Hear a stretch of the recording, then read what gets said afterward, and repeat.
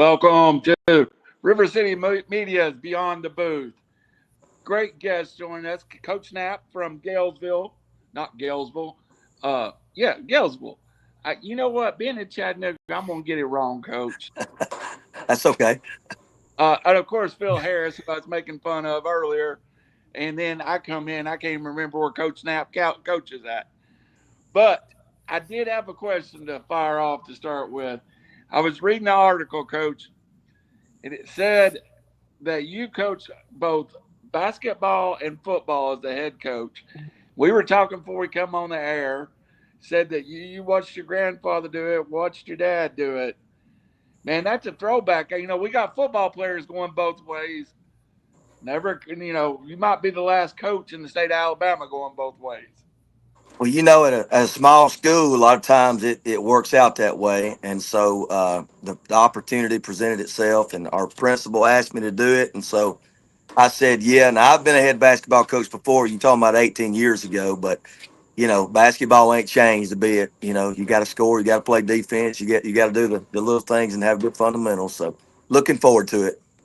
Hey, Coach, at Gaylesville, I know over the years that program has been a playoff level team. They've struggled, and then they had different eras where, you saw different things out of Gaylesville football. Do you feel like you have a good, solid pipeline to build the program around right now? Well, I'm entering year 7, so I think that makes a big difference. And I teach the kids in PE K through 12. So obviously it takes a few years to develop those relationships. So I do think that we are benefiting from that now more than ever. But, as Phil will tell you, we're one of the smallest schools in the state of Alabama to compete in high school football. And so the folks we play, they double our enrollment. So, it's always an uphill battle, but as I've told Phil before, we embrace it. We'll play 12 kids all night long and line up, do the best we can and see where the chips fall. And, when we beat those folks, it's a real special feeling because you've overcome more than just things on the field. Coach, I live in the Chattanooga area, and I covered the 4A region up here.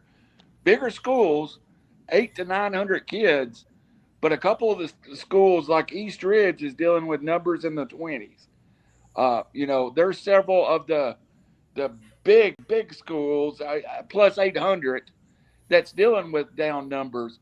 It's been kind of the across the board statement is not a lot of kids wanting to play football right now. Is that something you've dealt with too a little bit? Yes, sir. We've progressively, I've seen that. I've been a head coach for 17 years, and that's kind of slowly trended that way, unfortunately. So, football's a throwback sport. I mean, you've got to embrace being physical and bring that to the table every day in order to survive and be competitive. And a lot of young men just don't want to do that as much anymore, unfortunately.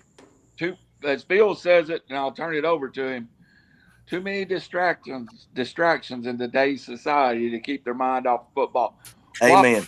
While 7-on-7 explodes and it's becoming its own thing, and kids want to play 7-on-7, but don't want to strap a helmet on Friday night. And then you got people like me that don't like 7-on-7 because I'm gonna throw it about 3 times a game. So put me 11 over there, and we're gonna get more out of it. Hey, Coach Benefield once taught me all I need to know about throwing the football. It's when he had Brody Dalton. He told me he threw 21 times and scored 17 times. That's the point of the game. So you didn't need to throw 50 times a game. Just score every time you throw. So that's right. That's right. Bill, take it away from me. Get ourselves in trouble with Coach Benefield or something for telling his secrets. I'll tell you another thing Coach Benefield said. If the ball's in the air, it's a fumble. So yeah, he did tell me that's right. He said that before too. So yeah, and Coach, and going back to that numbers thing, and where most teams are looking to play fast or get people in space and do all those types of things, you having the numbers issue, and you don't shy away from it. The kids know it. it's a whole totally different mental aspect because these guys knows going in, you're going to have to milk the clock. You're going to have to shorten the game. You're going to have to play every play. These guys know that and they embrace that. And sometimes they have to play position. And so that's another thing that makes it tough. So really, teams like you have sometimes may be mentally tougher. And, in that fourth quarter, that's what you want to get because these guys know if they can get to that fourth quarter, they've got a shot. That's right. And that's our philosophy. I always tell them, get us to the fourth quarter with a chance. And I like our chances because I feel like what we do in the off season helps. We've talked about this before. We lift and condition more than anybody, but now I make our kids wrestle. And I feel like that aids us in a lot of way too, because it forces our kids to be physical and fend for themselves. And that, that's kind of throwback too. Oh yeah, definitely. So, because has Gaylesville implemented the where they're not allowing kids to bring the cell phones into school? If they've got them, they've got to stay in bags. Casey. See, we had Coach Blanchard on last night, and he talked about he can immediately already see that these kids are communicating a little more because cell phones are put away and they can't use them. He goes, you would be surprised how quickly we're seeing these kids communicate a little bit. Yes, I have seen quick benefits from it across the board, and we hadn't had any blowback from the kids so far, which is even better. And so I think it's a good thing. It's like when us three were in school. That's just the way it was, and we benefited from it. And I see some benefits from it already. And you talked about you really don't like 7-on-7s or 11-on-11s or whatnot. But do you think sometimes they are pretty good in that you can get the kids on the field and get them to communicate? Because to be successful in a 7-on-7, for instance, the kids have to communicate, especially on the defensive side of the ball. And that's important even on game night. I think for us, 7-on-7 benefits the defensive end part of it because, we're going to run waggle, we're going to run belly pass, we're going to run counter bootleg pass. And what you find in 7-on-7, though, is those backers don't take those read steps. They're going to fly to defend the pass. So, from my end on offense, it doesn't give a true picture. But defensively, communication, coverage-wise, absolutely. It's a good thing. But this summer, I did a lot of 11-on-11s, where we fit up with our interior guys. It just benefits us better because they have to respect the run as well as the pass on the other end of the ball. And so it just helps us. But that's what you're talking about, communication, 7-on-7, absolutely, especially defensively. Of course, last year, Coach, you were basically, and you have been in the past, is downfield, line it up, here we come. But you lost Alex Beatty and you lost some guys up front. So you're going to be a totally different team in that not necessarily that you're going to throw the football. You're probably going to have to get guys in space. And I think Valley Head has this exact same issue. They're not big and strong up front, but they've got skill people. And I think you're in that boat. So you're going to have to get the guys at angles or out in space or something like that to be successful on the offensive side of the ball. Well, we'll use angles. I'm a big fan of the old double handoff play, the crisscross, and that's an old wing T play, and that creates angles. And because we're not going to be able to drive people out of football, like you said, so we have to create things. Everything's going to start off misdirection for us, but you're still running the football, but it's a little bit more finesse than what we've been the last few years, but that's okay too. You just have to find ways to move the football, and that's what we're gonna do.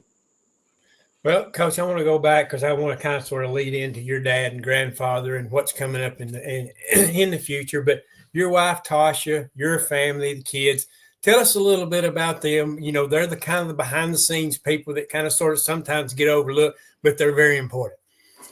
Well, I've got a super supportive wife, Tasha. We've been married for 16 years. She teaches at Tryon High School, and she owns a gymnastic building. She's an old coach herself. She can be a lot meaner than me at times, coaching too, by the way. But super supportive, especially this time of year. And she understands being a coach's wife, embraces it, and just takes it in stride. I have two beautiful girls. I got one that's 22. She just got married. Her name is Gracie, and she's about to graduate from Jacksonville State with a nursing degree. And then I've got a young one that's 11, super athletic. I tell people all the time, she knows how to run the buck, the trap, and the waggle already. So she'd be a really good wing tee quarterback if it ever came to that. But she's an outstanding softball player, and she's very athletic, and I enjoy getting to watch her play. And I coached her softball team, and you'll laugh at this, Phil. First day, she made the school softball team the other day, and I said, "Well, how's practice?" She goes, "Well, Daddy, I can tell you, they're a lot nicer to me than you are." Yeah, it's tough being a coach's child. But That's right. does she spend a lot of time around the football program, around the She, guys there? she tries 'Cause, to. She does. yeah, She does. because that's good because the kids get to see you being a father, That's right. and oftentimes you're a father figure for a lot of these kids, especially the ones that don't necessarily come from great homes, because That's they right. need they need that structure in their lives, and having a young lady around helps with that. It does, and it softens me up a little bit too in certain moments, and it's okay for them to see me in that manner too. I'm a human being too, so. Well, I want to get into talk a little bit about your father. Of course, that's a lot of the reason you're here, and your grandfather naturally. But I understand it and your dad going to help you coach in basketball also. He He's is. always around a little bit in the picture, so you've really got somebody good to lean on when times are tough. That's right. That's right. I always tell people this, and I'm proud of this. There's been a Knapp coaching football since 1934 continuously, and that's something that I've always been proud of. My granddad was a head football coach, principal, everything for 42 years. My dad did it continuously for 40. I'm entering 27, so again, you see a lot of second generation coaches. You don't see a lot of third generation head coaches. So I'm really proud of that. My grandfather's in the Alabama State Hall of Fame. My dad's in the Georgia Hall of Fame. So if I can be just a fraction as good as those two men, I think I'll be okay. Yeah, I think your dad didn't. He coached like Mount Zion and Coosa. Yep, that's where I played. I played for my dad at Mount Zion, and he's the winningest coach in the history of that school. And he was a head football coach at Coosa High School. And of course, my granddad, he was at a lot of different stops. Gaylesville was one of them. He was a principal and football coach. And in 1958, you didn't have a playoff system. So they actually were voted mythical state champions in 1958. And he was influential in the field being built. Of course, the field is named after my granddad. And my dad threw the first touchdown pass on that field. So, there's a lot of neat link there for me. Yeah, definitely. Also, and there's also a link that happened to work out, and it's crazy. And I want you to tell the story on y'all are going to be going down and playing. Is it Tallahassee at the Notasulga. end? Not a saga, not a Yep. saga at the end of the year. It left me. But it has ties. I want you to tell us about that, how the story comes back, because y'all tried to play them last year and it didn't work out. We did. But tell us the story and what's going to happen when you go there at the end of the year. My dad coached at Notasulga from 1968 to 76. And about 10 years ago, they named the football field after him and a gentleman named Dwight Sanderson. They were influential during a time where there was integration. And so they bridged the gap, and they were highly successful during their run there. So the field's named after him. And when we go down there at week 10, they're going to honor him. So that's going to be really neat for me to bring my team down there. Of course, I know everybody in Notasulga, so it's going to be a special night for me and my family. Yeah, definitely. So something, and it's crazy how that kind of worked itself out. In that they needed a game and y'all needed a game, and it just kind of worked out. But what kind of fell out that y'all couldn't play last year? They had their coach. They played the game before us, and they had a bunch of injuries, and he just felt like that they didn't have enough pieces to play. And of course, they've made a coaching change too since then. So the new coach they reached out and said they wanted to honor my dad and asked if we would play. And I said, absolutely. So like you said, it just kind of worked out. Yeah, well, that's good. That sounds like it's going to be something good for the kids to look for at the end of the year. Yes. Naturally, of course, the region you're in, very, very competitive. It was very top heavy last year. You know, Valley Head and Appalachian and Raglan and Spring Garden, all top heavy teams. But still, you know, teams like you didn't make the playoffs, but y'all were very competitive. You were very close. Yes. And I don't think people understand how good Gaylesville really was, because a lot of the top four teams in this 1A region could have beaten a lot of the teams in the 2A region that Sandrock and company were in. You know, Valley Head held their own against two teams that lost 3 region games. So it was a very tough region a year ago. I don't think it'll be as great at the top, but it'll be just as competitive. If you go back and look at our scores last year, Phil, it was a product of, we were just as physical as the people we played, but when we got to about 4 to 6 minutes to go in the game, the old depth monsters just got us. It just did. You know, though everybody else was playing 15 to 17 kids, and here I am playing 11. Well, you know, you can run all you want to, but I can't manufacture bodies, and we just ran out of depth, you know. So yeah, and it's not an excuse; it's just a product of what happens. Well, and of course, then last year too, in the offense you were in, it was not a team that was going to be able to play catch up, because you were going to line it up, run behind Mr. Beatty. He run for some 1,800 yards, set a state record for 530 some odd yards. That was one of them. It was going to be slow it down. And, that's right. You know, run the tackles. But if you're down 2 scores, it's tough to play in that environment, in that offense. It is. It is. You're right. You get down 2 touchdowns, and it makes it really, really difficult. And so it makes us have to do what we don't want to do, which is you got to start putting it up, you know. Yeah. And I want to make a side note. You brought up our region. We got some really good football coaches in our region. And, you know, I've coached at 5A, and I've coached at 1A, and I tell people all the time, there's better football coaches in 1A than there is in 5A. And I'm not kidding you, because you have to do so much more with less in a lot of ways. You know, poor choice of words, but you know what I'm talking about. And we got some good football coaches. I mean, we really do. Yeah, definitely so. And you know, and kind of this points toward you in that you have to adapt your quarterback position. You don't really have a true quarterback. You had to find one. You had to put one in a spot. So that means you got to take what his skill level is and work with that, because you don't have anybody in you to kind of stand out. So tell us about that this year. You're probably going to have pretty good skill positions in the backfield, according to what you were talking about in media days. Not as big up front, but your skill people are good, but your quarterback's never taken a snap. Yeah. So you're kind of hoping for the best. Well, this is going to turn heads, but my quarterback is also a 3 technique. So he's a big fella. Let's put it that way. Yeah. You know, he goes about 250, but he has really good hand-eye coordination, and he's really smart. And all I ask him to do is to manage the game, just manage the football game and distribute the ball. And he's done that. Of course, I'll have different sets, Wildcat sets for our other backs, but yeah, it's going to look different with like Jared Lorenzen was for Kentucky. That's what it's going to look like, if y'all remember that. Hey, Phil, Coach Knapp, maybe you can call Coach Rivers over at Hickson High School. His center last year is his starting quarterback this year. So y'all share a little bit in common there. So. Yes, sir. And it looks like Tim Tebow playing quarterback. That's right. You being a Chattanooga man, I actually coached 1 year for the Central Purple Pounders, believe it or not. Oh.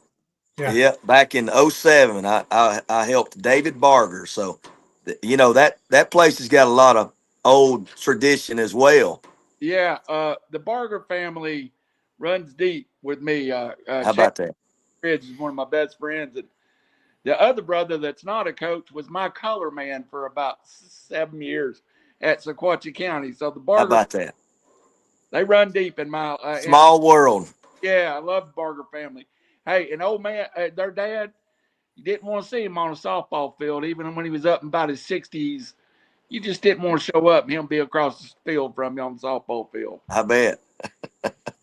Yeah, and you talk about links to that area. I played football Pee Wee football for 2 seasons at Lakeside. So that's right in there in that general area. And also my dad went to Central High School when it was downtown. Back when they were the powerhouse. And then, of course, they got moved out of downtown where now we're, down in the area where Macaulay now rules the roost. So that's right. It's strange how the old, what you would call the old redneck city school that was dominating everything kind of got pushed out into the county. So, it's a whole totally different world that, it's not, they call it Chattanooga Central, but they're not in the central of Chattanooga anymore. So, and then Phil moves to Valley Head and wins the state championship. We didn't want him in Chattanooga, so we run him off, and he goes down there and wins the state title. Wins it all. How about that? Yeah, that's okay. I can handle it. That's right. I was just blessed to be put in the right place at the right time. I think what happened there. I don't think I had a. Oh, you were a good player. I've heard enough stories. You were a good player. Yeah. You bring that up though. It runs for me. I spent a lot of my broadcast career in the Sequatchie Valley. And then you go back and you look at that run of football that starts in the Sequatchie Valley that just kind of goes down to Sand Mountain into the North Alabama. Yep. Those teams are a lot more alike than they are apart. So yes, they are. You're right. And it's a type of football, and it's a type of football you're talking about. In Chattanooga, people want to get wide and throw it 40 times a game. In that whole run, you better be ready to put your chin strap on and hit somebody. You better. That's right. Yeah, that's what's great about football around here. That's what you'll hear out of teams. Like back teams when I played, they would talk about, like our team, you would hear the other folks say, you better bring a bucket full of chin straps because they're going to hit you. And I heard that a lot of times from coaches from other schools that would tell people, like, when you play Valley Head, get ready. This is what you're going to get. Well, and I'm sure y'all played, Phil, y'all probably played an old 4-point stance in the wishbone. Am I right? Would y'all come out of a 4-point? Yeah. That makes a difference too now. Yeah, hit people right up under the chin constantly. That's right. Yeah. But that's the way I liked it. I enjoyed that part of it. Well, Coach, of course, before you got to Gaylesville, you had a stint at Douglas. And you were kind of in that position at Douglas too, not a gifted athlete. Now, basketball, yes, they've always been really good at basketball. But football, you played with not a lot of bodies, and you were able to stay competitive there. Then you came to Valley Head, then on to Gaylesville. You've really been at places where numbers are not in your favor. Like over here at Valley Head, they're competitive very well at the 1A school, but a lot of times you have to play 2 and 3As to fill a schedule. So, it's kind of tough at places like that. And Gaylesville's got the same issue. You're at a small school. I mean, I'm wondering what you might do at a school where you had a very talented team, but I don't know how you would deal with that because you're often the underdog coach. That's right. I told you, my grandfather and my dad, we've always taken jobs they're tough jobs, and we're the champion of the underdog. And I just think that's in my blood.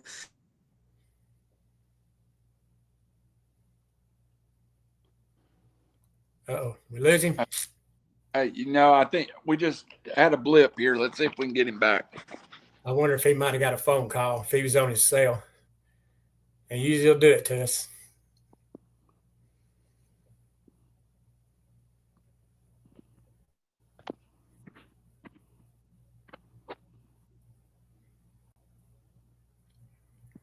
Maybe he'll log back in just a minute. Yeah, he may have got a phone call. That happened to Coach Blanchard last night. Phil, and just something he was talking about, it's remarkably different being at places like Gaylesville and Valley Head and South Pittsburgh and Whitwell. And then you think about schools like Lookout Valley that that size of schools that just can't find 20 football players these days. It makes it real hard on the places like Coach Knapp's at.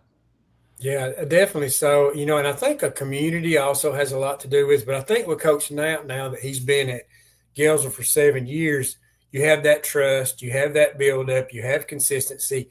So I think, Gaylesville's going to always, as long as a coach stays there, like it's at Valley Head now with Coach Charles Robert Hammond, you're going to win your five every year. You're not going to know, because what happens to schools, they go from a 7-win season and a coach sees it drying up and he leaves. Well, then you go to 1 win or 2 wins. So it's remarkable how things change and how hard it is to keep interest up in high school football.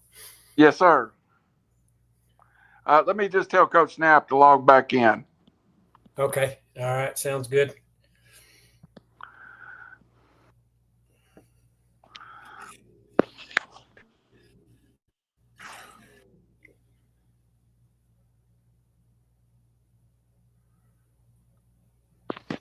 There he is.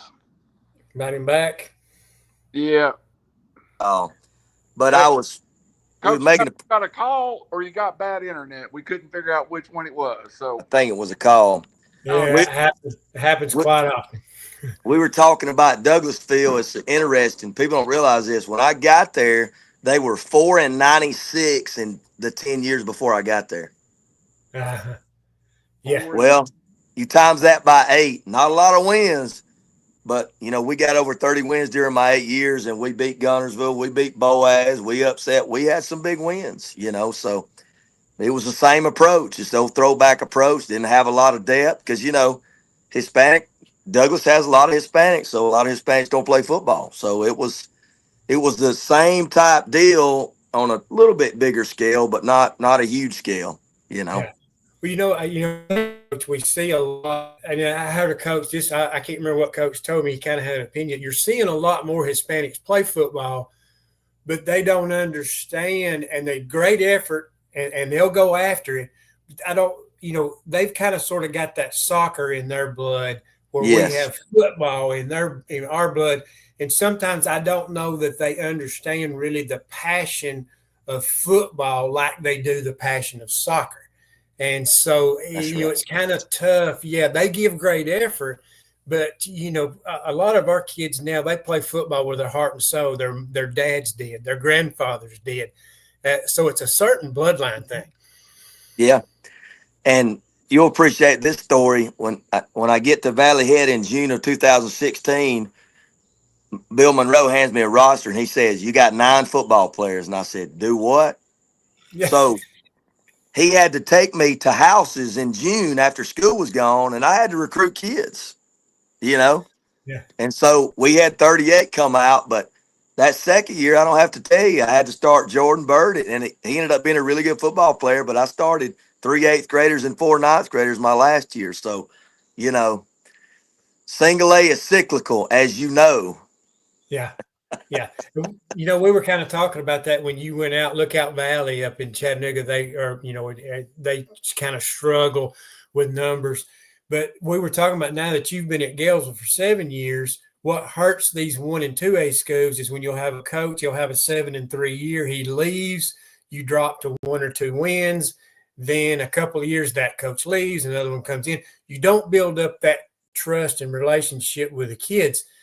That's right. A coach like you that's been at Gales for 7 years, no, it's not given that you're going to win 4 or 5 at least, but there's the opportunity to get that done because you have a certain consistency level. Yeah. Well, I attribute that to my granddad and dad.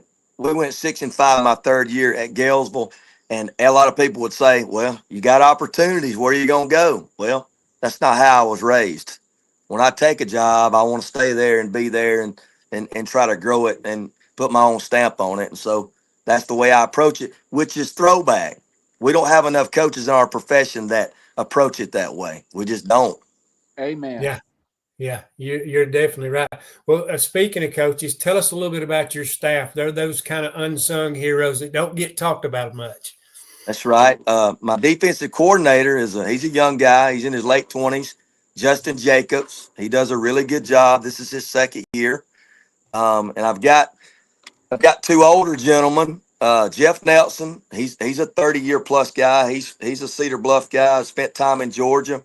He does a lot of special teams and helps with the running backs. Coach Steve Turner, they call him Snake. He's another 30-year plus guy. He coaches defense and does a lot of special teams. And then I've got a young guy that does the secondary, Clay Joseph, who's a graduate of Gaylesville, played there about 10 years ago. So I'm blessed to have them. We don't have a lot of them, but blessed to have them. And, we don't have a lot of turnover. These guys have been with me now for, 7 years. So very, very pleased and blessed to have a situation like that. Yeah, when you talk about like with Coach Joseph, he was a grad of Gaylesville. When you've got guys that played at the school they're at, they have a certain passion that other coaches don't have. It means a lot more. They went to school there, and the kids feed off that. That's right. They do. He connects really well with our kids, and it's been a good fit for us. Yeah, definitely. So, well, talk a little bit about your team. I mean, the guys that's coming back, Jackson Tell that's going to be, a returning member you're going to count highly on. You had some losses. You've got some good players coming back. And I think, don't you have a pretty good size sophomore class? It's a big junior class for Gaylesville. It's 10. I got 10 in that class, which, I've never had a class that big since I've been at Gaylesville. But now the senior class this year, I got 1. Yeah. But that goes back to we don't have but 13 in that class in the whole school. God. So we have 10 upperclassmen, counting the 1 senior. Jackson Tell will definitely be the workhorse in all phases. He punts, he plays kicks, he'll run the football, he'll play wherever on defense. It depends on who we play. But I'm definitely going to lean on that junior class quite a bit. And we've got some kids with some experience in that class. But as I told you in media day, I've only got 4 returning stars on both sides of the ball. So there's really 7 question marks. Yeah, definitely. I understand that. Well, talk about the early part of the season schedule, your first game. Do y'all play? I didn't even pay much attention. Do y'all play a jamboree game? We do. We were supposed to play Thursday, but the Gaston coach called me and said the field's in bad shape. So we're actually going to play them on Friday at Gaston at 7 p.m. So it'll be just a 2-quarter varsity deal, and then the back end will be our younger guys. And then we open up with Donahoe, which will be quite a challenge. Have a lot of respect for Bill Smith. His teams are always well prepared. He's going to spread you out and make you defend the width of the field, and it'll be a big challenge. Of course, we got to go there too. So really big football game to start the season. Well, Coach, tell me, the community at Gaylesville, is the football program really supported well by the community?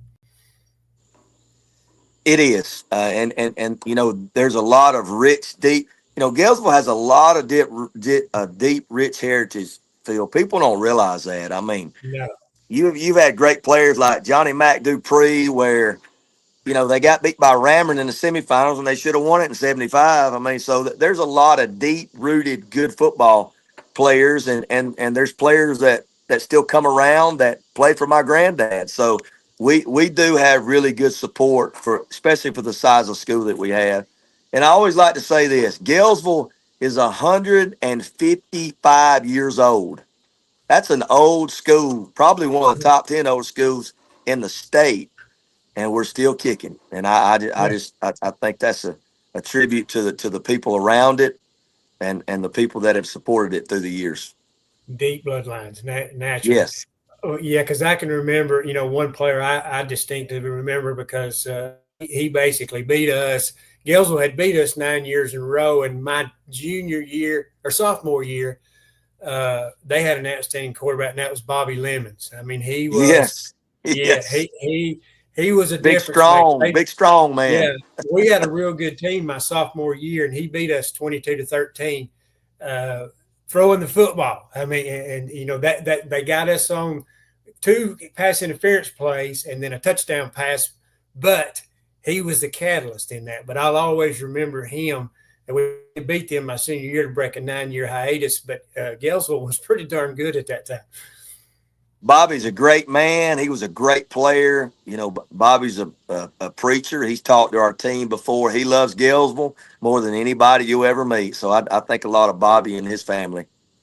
Yeah, definitely. So, well, Coach, tell us about the guys you've got coming back and kind of sort of where they're going, since we've got a little time here, kind of where they're going to fit in, where they're going to play.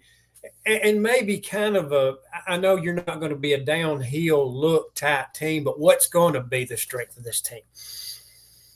Well, I think that our backfield is going to be a strength. I think up front we've just got too many question marks. We're going to have to gain experience and learn on the fly. But like we talked about, we're going to have to create angles up front. A lot of double teams, a lot of block it down, kick it out. Not a lot of drive blocking, because the old saying is we ain't got enough lead in our butt compared to what we had last year. So that's just the reality of it. But as far as strength, I think our back running backs on offense and our back end on defense is our strength. I think the real question mark is the folks up front. Yeah. Yeah, I definitely understand that. Well, Yes, who are sir. some of the guys you're counting heavily on besides the ones you've already picked? Some of these new guys, these juniors, who are some of the guys you're expecting big things from? Well, Aiden Heinrich comes to mind. Aiden, I tell you who he reminds me of, because I'm matching the story now, Phil. You're gonna have to help me. Okay. The Tate guy that you played high school football with. Scott. Y'all would run the reverse, Yeah. right? And Yes. he was something else. I think this kid has that skill set, which is I've got to get him the ball in space on reverse type plays. And he's a sprinter is what he is. And so I'm looking for big things out of him. He's a junior. He comes to mind when I heard the stories about how y'all would run the reverse, and he would always kind of break people's back, right? And that kind of Yeah. how it played out. Yeah, that was our passing game. That's right. That's right. Bradley Smith comes to mind. He'll be inside linebacker. He'll be the strong guard. He started now for 3 years. Um, I got my right tackle's a 2-year starter, Carson Angle. His brother also played for us last year that graduated. So there's 4 or 5 pieces there that I'm really going to have to rely on. Timmy Dawson is another one. He's the inside linebacker. He's got to play offense this year. He'll also be the fullback. So there's about 4 or 5 people that I really got to lean on and hope that they can do enough to help these other guys grow and mature in a hurry. Well, of course, the number one thing I think for a school like Gaylesville, that'll head off, is to stay injury free. Weightlifting's a big thing, but what are some of the things you do to try to keep these guys healthy? Well, we pound the weights on a daily basis. That's something I believe in. I think we do a good job of nutrition. We drink muscle milk, and we throw them peanut butter sandwiches down their throat and try to stay hydrated. I think it's important to try to stay stretched as well. I think that benefits in the injury situation. We take the old school ice baths like you and I did. I think that's important too. And getting the rest at home. I always talk about, hey, get you in bed at a reasonable time and get some sleep. I think all that stuff added makes a difference. And of course, in single A, when you practice, you have to kind of pick your battles in terms of, okay, we're going to do a lot of hitting today, or we're going to do a lot of polishing today. So, I think experience has helped me. This is my 17 years as a head football coach. You just kind of know as a head coach when to and when not to. Yeah, I think that Coach Kirby was big on that when I played. Yeah, we got physical at times, but most of the time practice was used for timing more That's than right. anything else. Because too much hitting, but you need it sometimes because the kids will kind of get a little lax, and you can tell That's it by right. the intensity level. And you want to pick the level of practice up sometimes, so you let them go physical. Because I think that team that builds unity. And speaking of that, you have a team camp every year. That's one of the ways you bond with these kids. Tell us about your team camp. I've done it for 17 years. We go to a campsite in Chattooga County. It's called Camp Hamby. It's a Methodist church campsite, and it's a field out in the middle of nowhere, and they ain't no cell phone reception either. So I make our kids go out in the woods, out in the field. They pitch a tent. We feed them. We practice 6 times a day. We go to my house and swim. So we do hard things. We have fellowship, and I always felt like it's a way to bond as a team right before the season, and it's always been a good deal. I've always enjoyed doing it. What are some of the other things to kind of sort of build team on? And I know you probably do things in practice to keep it competitive, but what are some of the other things you do to get these young men to kind of hang out outside of football? Well, we try to go places together. We'll go out to eat together, things of that nature. Coach Jacobs is always also our FCA leader. He does a really good job of giving devotions to our kids. I think that's important too. Obviously, I think that kind of gels them together as well. So we try to do things of that nature. Yeah, well, that sounds good. That's some of the kind of things that I'm always interested in, because behind the scenes is what makes a program successful. You don't measure wins and losses. You measure how these young men become leaders in the community, and football is a great tool for that. The biggest compliment to me as a coach is when I'll be on the field one day painting the field, and a kid that I coached 7 years ago, he drops in at school. He comes down to the field and he gives you a hug and says, "Coach, I just thought I'd drop by and say hey to you." To me, that's the ultimate compliment. Yeah. Well, and that's one of those things. That's like going to media days for me. I don't get to see you guys very often. We talk on radio or whatnot. But when I get to see you guys in person, it's kind of like a certain bond you have. And I know you have that with other coaches, and you have it with other media people, because, there's a certain link that holds us all together. And football does that for us. And these kids have that same bond, and they will always have it. You're right. And I've always told our kids, football is the greatest sport ever invented. That's my opinion, right? But football teaches you got to face adversity, and that's the one thing I love about it, because it helps you in life. If I can teach our young men how to face adversity in the right way, I think we've done our job. Yeah, and and fans get caught up in all this too. Sometimes they forget. They only see what happens on Friday night. They're critical of this. They're critical of that. Why don't he do this? Why don't he do that? But they're not there Monday through Thursday. They don't see the moving parts and how it works and how it goes.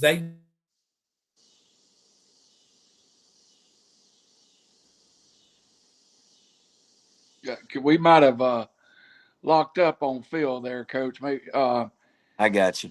What he was talking about, something near and dear to my heart, and that's, I sit up in the booth and I call games, and you always hear that 4 experts that know how to call plays better. Oh yeah. How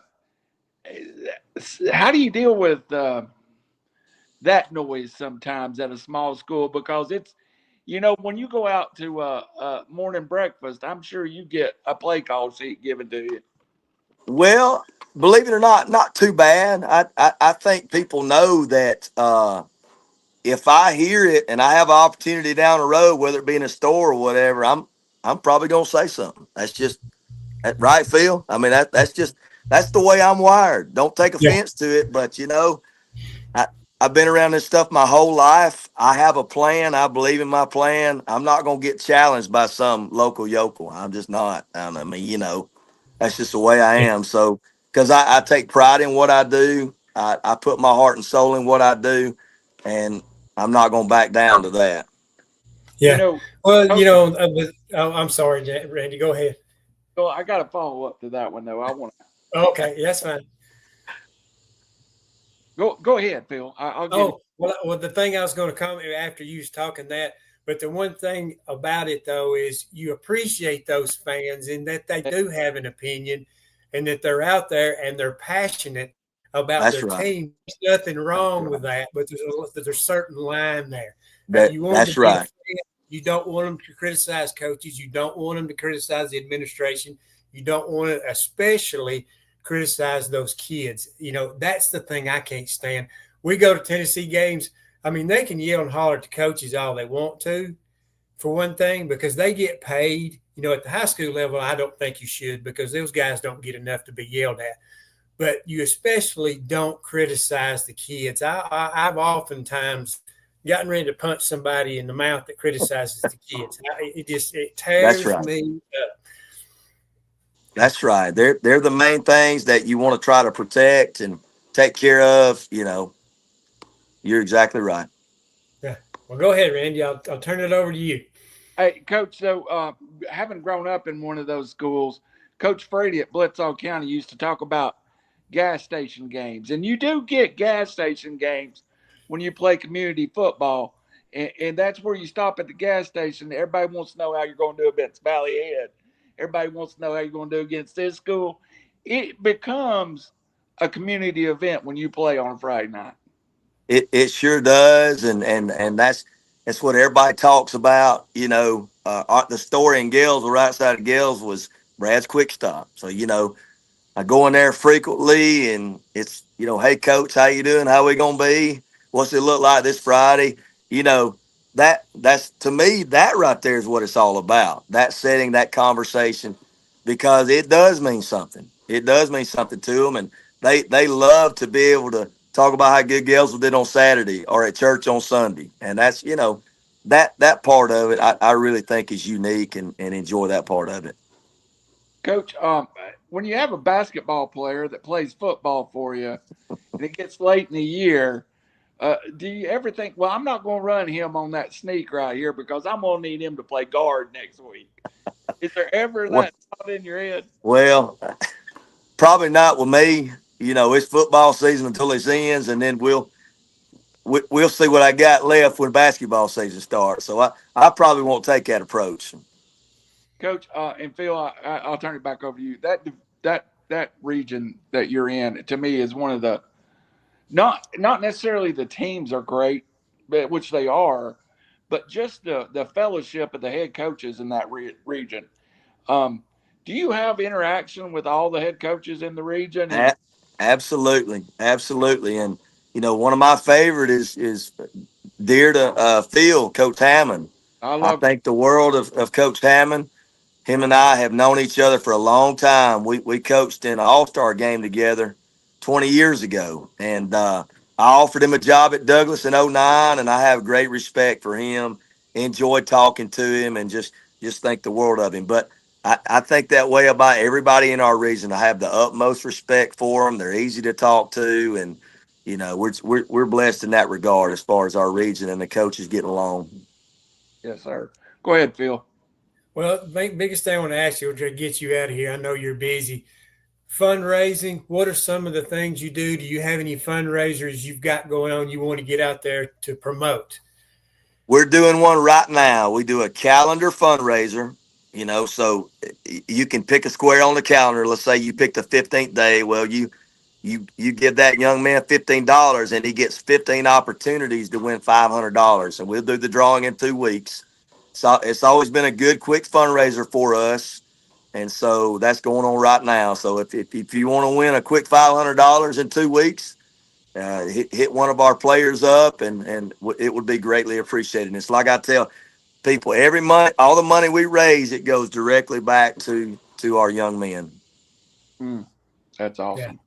Have you got any other fundraisers going on Well, other our than booster that? club does a really good job of picking up our slack, and they gonna have a gun raffle, and the raffle will be given away in November, late November at a basketball game. So we'll be getting that out the first home game. So if you're interested in winning a gun, that'd be a great opportunity, and it puts money back in our program. Yeah, definitely. So, of course, that booster club is very important, and I'm sure you have a lot of volunteers for that. Because, it costs so much to fund these programs. Used to, you went to a school like Jim Kirby goes in the office, I need new cloth. School paid for it, end of it. Now it's hard to raise enough money to pay for officials. It is. It really is. And you have to budget. You have to look way past today. You have to make sure you got money in the bank when you're in that season so you can have startup money to begin the next season. So, and I credit my background for that. My dad and my grandfather was always good at managing money. We're not going to underspend, but we're not going to overspend. And we're going to make sure our kids have what they need. And so I feel like we've always done a good job of that. Yeah, Coach, because you always want these kids to walk out in public and walk down the street and walk through center and be proud to wear that Gaylesville Trojan That's jersey right. and not be made fun of. That's right. Yeah. Coach, though, I always, when we get to fundraising, I like to point out most folks don't know every player on your sidelines wearing about $1,000 worth of equipment, if not more. Yes, sir. They are. Shoulder pads are 400 plus. Helmets now are 400 plus. I mean, they just are. Girdles run $50. I mean, it adds up. Every bit of it adds up. So you're right, $1,000 plus. Yeah. Yes, sir. Yeah, we thought it was expensive when I played when they bought us new bike helmets and they were $100. And we had the real big Well, thigh Phil, they pads that wasn't you could leather. barely Yeah. walk in. Yeah. Yeah. Well, Coach, I want to say I appreciate you coming on. I've enjoyed the conversation. I'll turn it over to Randy, let him ask you a few questions, get you out of here. Good luck in the season Thank you. 2025. I know the community over is blessed to have you. It's great to have a coach around for multi-years because I think that's beneficial with Coach Hammond down here at Valley Head. He's going to coach us until he decides he don't want to do anymore, and the community benefits from that. It's a level of consistency, and we're there a while, and you look at it and you say, "Hey, we're going to win 4 or 5." Yeah, if we have a bad year, probably about 500 is where we want to be, and then we'll shoot to them 7 and 3s and 8 and 2s. Because realistically, a 1A program, you're not going to sit here and go, "We're going to go 10 and 0." Yeah, you want to, but you have to have many cards that falls your way for that to happen. And 1A is so cyclical. You know that it runs in cycles, and that's just the way Gaylesville is. Much respect to you, Phil, and the job you do. And I treasure your friendship, and you were always good to me at Valley Head too. And I appreciate that, you and your family. Yeah, thank you. Go ahead, Randy. Well, we don't have that problem with 1A up here. We have a program that seems like every kid moves to this. So South Pittsburgh. Yeah. yeah, Yeah. we always have that one community. So The old saying is they got some cats, don't they? yeah, you always got them there. Hey, Coach, you talked about injuries a little bit. Is there any validity to the offense you run? Might be simple, but it also don't lend itself to blown ACLs or kids doing one-handed catches 30 yards down the field. That it kind of protects the young man in a way too. I think it does because the old saying is we play in a phone booth, right? And so the collision is not as far. Now you got to grind it out longer in the game, but the actual collision is not as far apart as some of these spread folks create. So I think with what we do, though, you got to be really mentally tough to grind that thing out for 4 quarters. That's just the reality of it. But in terms of the actual collision, as far as the space of the collision, yeah, I think there's some truth to that. And another kind of off the wall question: up here in the Chattanooga area, we're dealing with a ref shortage. Has that begun to affect you yet? Yes, very much so. I deal with Northeast, Randy Schrader. He does a good job. Have a lot of respect. I think Randy lives in Valley Head, Phil, I think, if I'm not mistaken. But there is a shortage, and they're always, you see all these things on social media about trying to recruit referees. And, I hate to see that. I really do. And I respect them and the job they do. I refereed a little bit in college, and I'm glad I did. It gave me a different perspective about what they face because they're human too now. They're human too. Yeah. And so And they're the blood of our game, just like the young men that play. that's Getting right. on a Friday night that'll call a football game is it's not the most glorious thing to do. I know they're getting paid, but it's hard work. They ain't getting paid enough. I promise you that. It is hard work. It is hard work. And I Hey, try to go ahead. oh, I'm sorry. I was going to say that we've had some games in the past over here where they've had to be moved to Thursday because they didn't Yeah, have official. Now, Yeah. we face that a lot, especially in small ball, single A. I've noticed that. We face that a lot. mm-hmm. All right, Coach. One last follow up. We're going to let you out of here. You said it earlier. You were talking about coaches at 1A gets these opportunities to move to 3A, 4A, 5A. I've come to believe over my 30 blah blah years around high school football, it really is a different set of maybe core strengths that make a great 1A coach and a 5A coach, and and maybe it's not matched up. What do you think, as a 1A coach, is some of the strengths that your peers at 1A must be able to take into the game as a head coach? I think you have to go in the game with three different plans of attack, because if you have one injury, it becomes musical chairs, fruit basket, turnover. That's just the way it is. I think that's the main thing. You have to have three different plans, three different ways to approach it, because you're one injury away from, instead of being competitive, sometimes it becomes survival. Yeah. That's just the reality of it. And I have faced that at times with Gaylesville, where the big school folks, they don't understand that. They just plug somebody in. No big deal. Well, I have to plug in a seventh grader. Well, then you have to let's be realistic. You have to start thinking about the safety of that young man. Yeah. You know, I don't want to ruin the way he looks at football based on me throwing him out there and just getting whipped. So that sometimes that eats at me when we have to do that. So I try to put myself in a position to protect that young seventh grader as much as possible. I would say that's the main thing, is you got to have at least three different plans going into what you do. A lot of big school coaches, they don't have to deviate from their plan at all. And I think the people sitting in the stand a lot of times will look at 29 kids dressed out and realize that, you got 29 kids, but 17 is all you can really play safely. And for us, we dress out 20, and that we're really just going to play 12. So that's kind of our makeup. Yeah. Well, and too, Coach, I've seen this happen at Valley Head last year. You'll have 2 or 3 ninth graders that you have to play on the varsity, which depletes your junior high team, and you're playing with 8th and 7th graders against other teams' ninth graders. So you kind of sort of beat down your junior high program, and they don't understand why we getting beat so bad. Well, I've got these 3 guys that could have made us competitive in this game. I can't have them play 16 games, Yeah. and that's And just, that's one of those things that factors in also. And if they stick with it, they'll be better because of it. That's what you and I had to do playing high school ball. You had to pay your dues and get your brains beat in to get to that point. But kids nowadays, they're not more prone to accept that and say, okay, this is what I'm going to do. So it's a challenge. Mm-hmm. Coach Knapp, I appreciate your time, and I appreciate, Yes, sir. You too. Appreciate what you do. And, you don't get enough love at that level of football, even from us media guys. So everybody needs to know that us that maybe sits in the booth sometime, we appreciate the job of the 1A, 2A coach. It can be tough.